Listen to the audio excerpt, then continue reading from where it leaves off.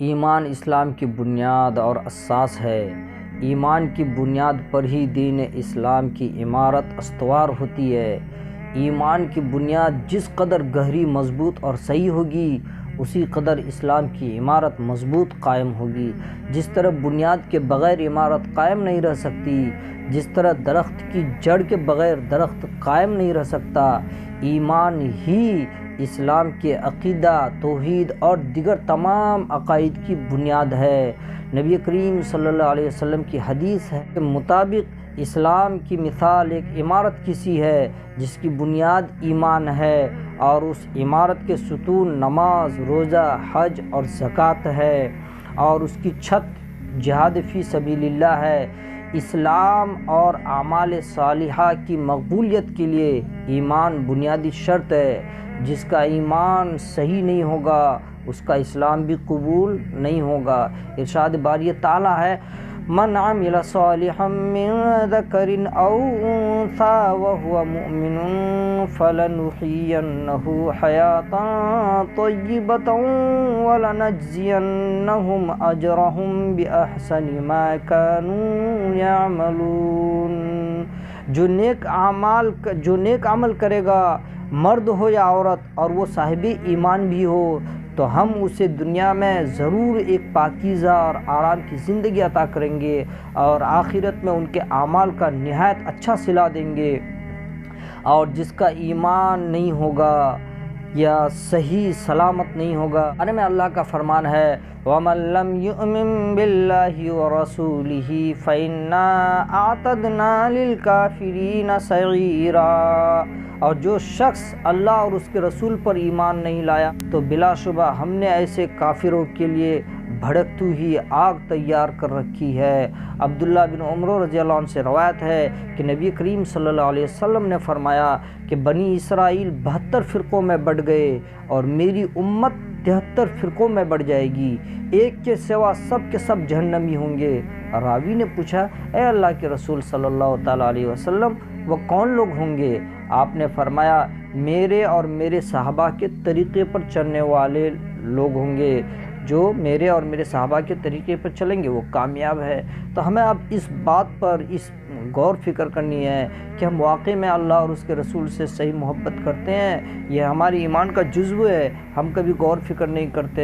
ہمارا جو انٹرنل لگاؤ ہونی چاہیے اللہ اور اس کے رسول سے، کیا واقعی میں ہے کہ یا پھر دکھلاوا ہے؟ کیونکہ آج کل دکھلاوا بہت زیادہ ہوتا ہے۔ ایمان جو ہے نا، لا الہ الا اللہ پڑھنے کے بعد ایک انسان ایمان پہ داخلہ پا جاتا ہے، ایمان میں اس کا داخلہ ہو جاتا ہے۔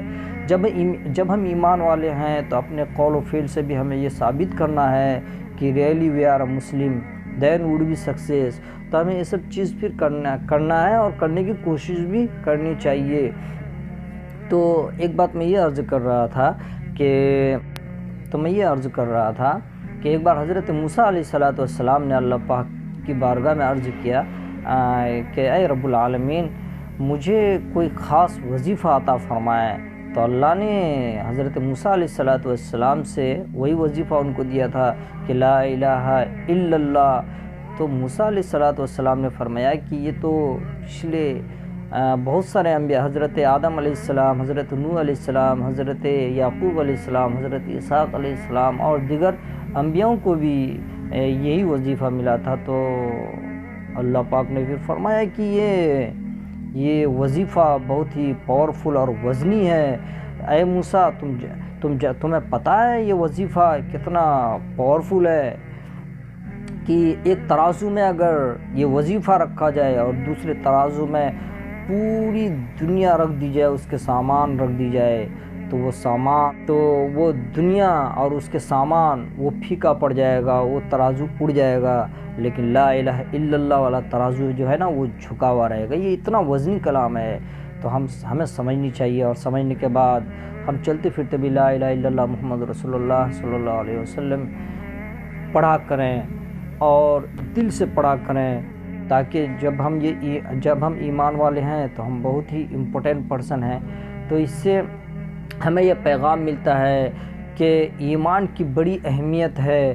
ظاہری جو کلمہ پڑھے گا وہ صاحب ایمان ہوگا، اور صاحب ایمان ہونے کا مطلب یہ ہے کہ اللہ رب العالمین نے اس کو وہ دولت عطا فرمائی ہے، اللہ نے اس کو ایسی عظیم نعمت عطا فرمائی ہے، دولت سے بڑھ کر، کہ اس عظیم نعمت اور اس عظیم دولت سے بڑھ کر کوئی دنیا کی دولت ہو ہی نہیں سکتی۔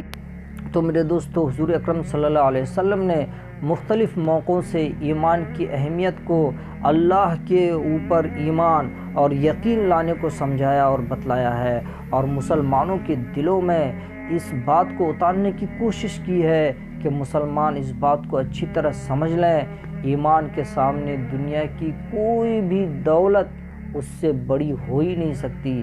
تو ہمیں اتنی بڑی دولت ملی ہے، کاش کہ ہم اس دولت کی قدر کرتے اور اس کو ہم ایک ورد بناتے، اور اس پہ ہم پھر لا الہ الا اللہ پڑھیں، چلتے پھرتے بھی پڑھیں، اور اپنے گناہوں پہ بھی ندامت ہوں۔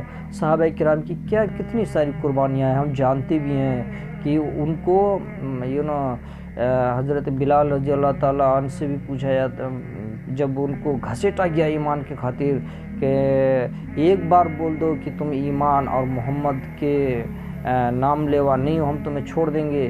صحابہ کرام نے سولی پر چڑھنا پسند کیا، لیکن کلمہ سے اور ایمان سے وہ نہیں پھرا۔